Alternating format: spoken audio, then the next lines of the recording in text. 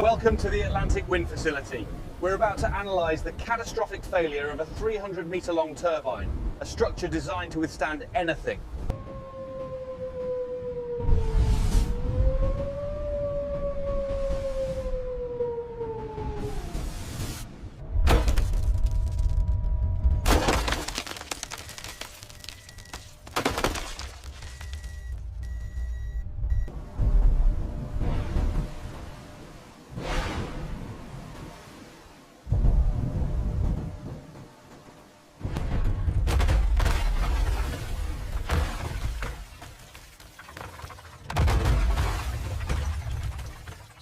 We've passed the red line. Divert the load.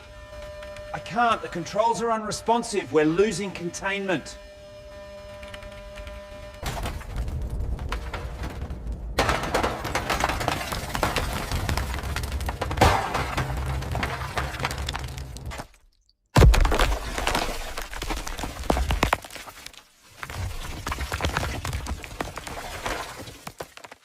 Once the blades exceed structural tolerance, collapse becomes unavoidable.